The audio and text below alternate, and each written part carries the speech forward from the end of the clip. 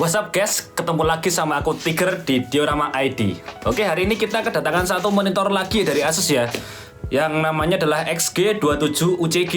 Yang kemarin kan ACS ya, sekarang UCG. Nah, mungkin sebelum kita masuk ke dalam monitornya, kita harus opening dulu ya, biar keren gitu, biar kayak channel-channel lain. Oke, yaudah ya.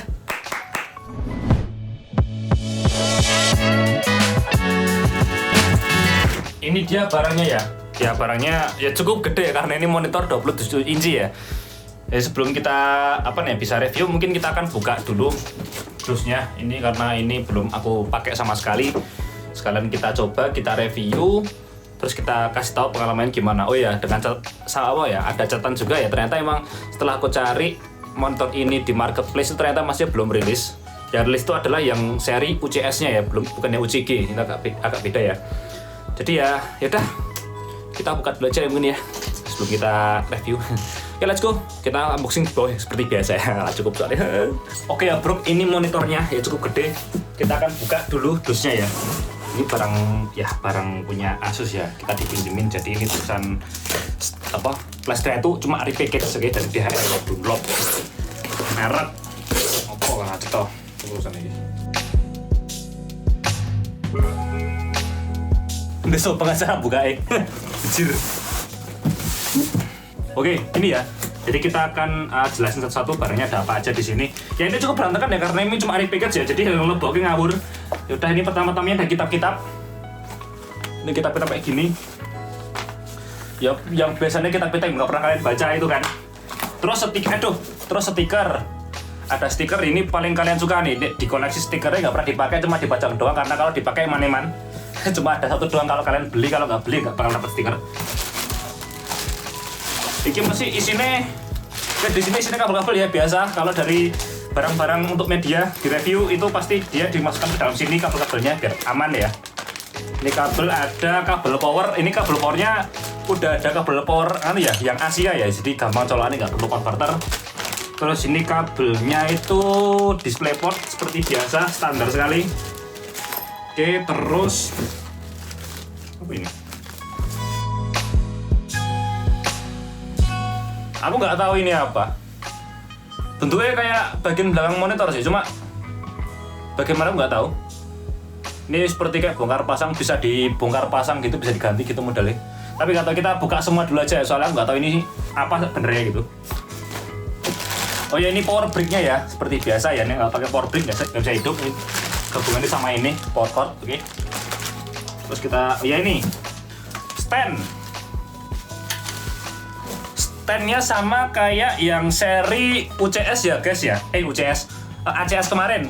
Kotak seperti seri TAF, dan di sini ada tempat buat naruh HP yang setelah tak pikir-pikir ternyata juga ya lumayan fungsional ya. Kalau misalnya HP kalian nggak pakai casing, kalau pakai casing nggak cukup cuy.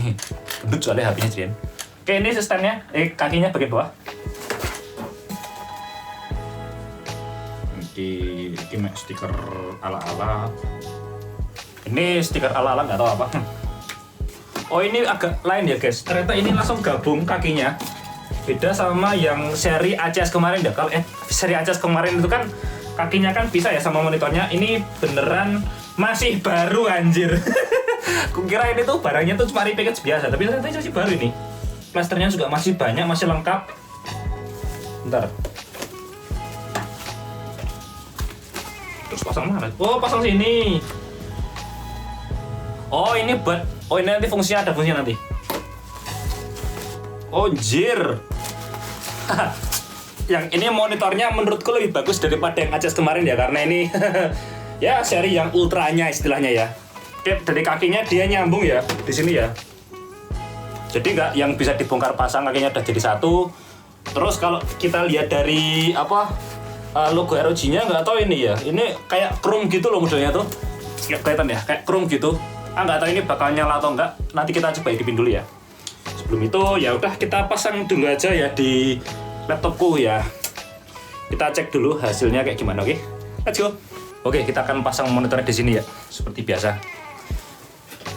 Kita kakinya dulu karena ini nggak pisah, jadi kita harus pasangnya secara berbarengan ya. Jadi untuk di Indo sendiri kayaknya masih belum ada yang review monitor ini karena yang baru masuk tuh yang versi UCS bukan yang UCG ya. Yaudah kita akan pasang dulu monitornya ini. Di sini pasang kakinya dulu ya soalnya enggak takutnya yang ceblok nanti. Ini ya, tinggal pasang ini aja. Langsung kita pasang aja daripada nanti kenapa-napa malah susah toh. Ini jangan lupa diuntir ya guys ya, seperti biasa diuntir dulu. Oke, kita taruh motornya.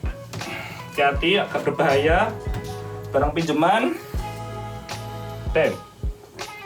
Jujur ya, secara sekilas monitor ini tuh mirip banget sama yang versi ACS-nya ya. Dari segi fisiknya itu dari depan ya, tuh plek ketiplek banget podo. Kecuali di bagian belakangnya, dia agak sedikit berbeda. Nih, yang tadi, yang ini ternyata bisa buat nutup di sini.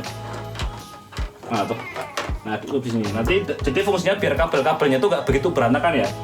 Ya walaupun kalau dibuka gini juga siapa yang mau lihat belakang monitor gitu loh. Cuma ya udahlah, namanya juga buat display juga kan. Jadi biar lebih rapi, lebih ganteng gitu ya. Kita install dulu yang meja ini kita atur lagi biar laptop dan lain sebagainya bisa rapi gitu ya. Oke, let's go.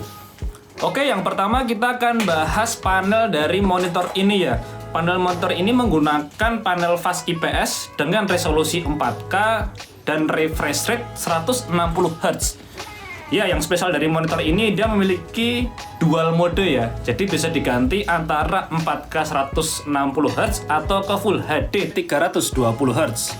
Ya, jadi kalian bisa milih nih, kalau misalnya pengen cari gambar yang bener-bener tajam, yang clear itu bisa pakai yang 4K 160 Hz, atau mungkin kalau kalian suka main game kompetitif yang butuh refresh rate tinggi ya tinggal diganti aja modenya ke yang Full HD yang refresh rate-nya 320 Hz.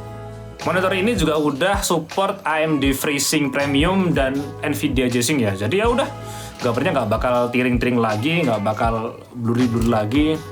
Ini udah ciamik lah itu.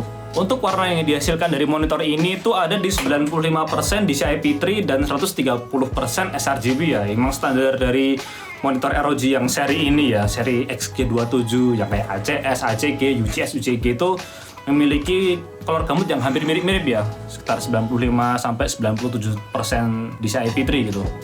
Oke, untuk secara fisik ya monitor ini khas banget ya bentuknya kayak seri-seri yang lain. Maksudnya seri yang sejajarnya ya, ya bener-bener kayak kakinya itu juga mirip ya, itu khas kayak TUF yang kemarin aku bahas itu, yang dimana bagian kakinya tuh ada slot kecil buat naruh HP gitu loh. Terus di gagang kakinya itu ya, yang kakinya panjangnya itu dia juga ada lubang buat kabel manajemen. Terus dia juga ada tombol-tombol di belakang ya, monitor ada tombol-tombol buat ngatur OSD-nya plus joystick-nya biar kalian bisa milih ya nyamannya pakai yang mana gitu kan ya. Terus ada lagi bonus yaitu ada colokan tripod yang ada di atas gitu loh. Nanti bisa kalian pakai buat ya mungkin webcam atau mungkin kamera gitu kan, buat streaming atau buat content creation, itu bisa dipilih aja gitu. Terus logo bagian belakang monitornya itu ternyata dia hidup ya, RGB ya, keluar warnanya yang bisa dicolokin ke Aura Sync. Jadi bisa connect ke aksesoris RGB kalian yang lain gitu loh. Ya walaupun nggak begitu kelihatan sih karena di belakang ya. Jadi kayak ya mungkin buat gimmick-gimmick oke lah gitu. Oke, untuk kaki monitornya dia ergonomis ya karena bisa di tilt, bisa di pivot, bisa di swivel, bisa lah pokoknya diapain. Dan dia juga udah face almond ya, walaupun kalau buat nyabut kakinya kayaknya aku belum tahu caranya sih, mungkin harus dicabutin dulu skrupnya gitu kan karena dia nggak hot swappable gitu loh. Apa monitor sama kakinya gitu. Itu. Terus untuk colokannya dia ada satu HDMI 2.1 ya. Terus yang kedua ada DisplayPort 1.4. Terus ada audio combo jack dan satu lagi ada kabel USB-C yang bisa power delivery ya di 15 watt. Oke, ini versinya lebih tinggi yang daripada yang ACS kemarin ya. Karena yang ini bisa ngedeliver 15 watt gitu loh, daripada yang ACS kemarin yang seri A itu kan cuma 7,5 watt ya. Jadi ya buat ngecas ini kayaknya udah cukup, bisa kenceng mungkin menurutku. Nanti kita coba aja kalau 15 watt bisa sekenceng apa gitu. Oke.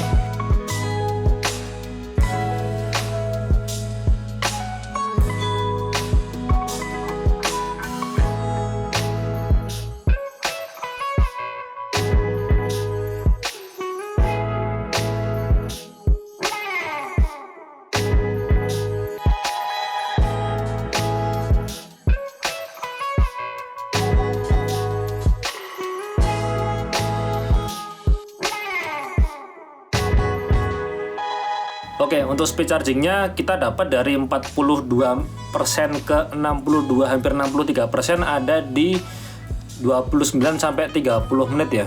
Ya, kalau dibilang cepat sebenarnya nggak juga sih, cuma kayak ya I think it's better than 7,5 watt sih. Ya, kurang lebih gitu sih. Next. Terus ada beberapa fitur yang khas ROG banget ya, monitor ROG. Di antaranya tuh ada kayak variable OD overdrive ya, variable overdrive, terus variable refresh rate, terus ada ELMB atau alias extreme low motion blur gitu kan. Terus ada game plus, terus ada game visual, shadow boost, blue light filter, ASCR atau nggak tahu apa ini, HDR, aspect control dan lain-lain ada semua di sini. Terus ada frame rate boost. Nah, ini dia yang aku tadi bilang sebagai dual mode ya. Tapi ini cuma bisa dipakai kalau kalian pakai kabel DisplayPort atau kabel USB-C yang bisa nge-power delivery atau kabel Thunderbolt gitu ya. Kalau enggak ya nggak bakal bisa kepake atau mungkin hasilnya bakal kurang lebih kayak gini.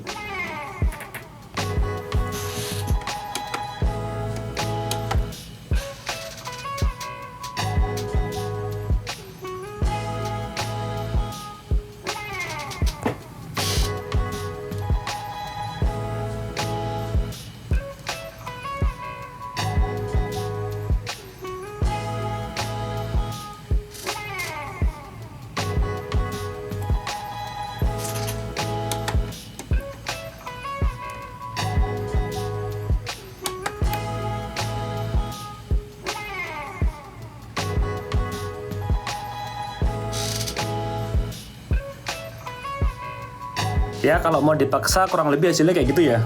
Gambarnya jadi kelihatan blurry, jadi kayak garis-garis gitu. Terus resolusi maksimal cuma 1080 dan ya refresh rate maksimal juga cuma 120 di situ.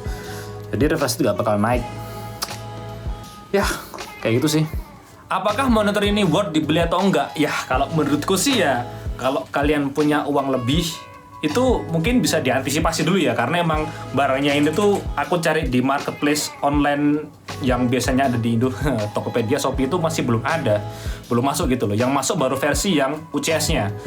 Terus untuk yang versi UCS-nya, yang saudaranya ini, itu harganya sekitar 7,5 sampai 8 jutaan ya. Kalau di website global harganya sekitar $449. Lalu untuk versi yang UCG ini harganya di versi globalnya ya, di website globalnya itu $499. Jadi mungkin masuk sini ya, mungkin sekitar ya 8 sampai 9 jutaan ya, beda sekitar 600 ribuan lah dari yang versi UCS-nya ya. Ya menurutku ini worth gak untuk dibeli ya? Kalau menurutku sih, kalau uangnya lebih mungkin bisa ya, cuma kayaknya ini ya mahalan sebenarnya. Ya walaupun dengan dual modenya ya bisa ganti dari layar 4K 160 Hz ya, yang lebih jelas dan lebih jernih, ke layar yang Full HD tapi refresh rate-nya tinggi, yaitu di 320 Hz. Cuma ya kalau mungkin uang kalian lebih mungkin bisa diantisipasi dulu gitu, buat nanti kalau misalnya rilis di Indo udah resmi gitu bisa dibeli. Ya udah kurang lebih kayak gitu ya videoku kali ini tentang XG27 UCG ya. Yaudah itu dulu mungkin dari aku, kita akan ketemu lagi di video yang lain dan mungkin di tempat-tempat yang lain. Yaudah, itu dulu aja ya teman-teman ya. Makasih. Kalau ada kritik saran ya bisa di komen aja nanti. Mau ditulis apapun terserah, mau curhat ya terserah. Yaudah gitu dulu ya teman-teman ya. Makasih. Capek. menjelaskan tentang FreeSync atau G-Sync kompatible.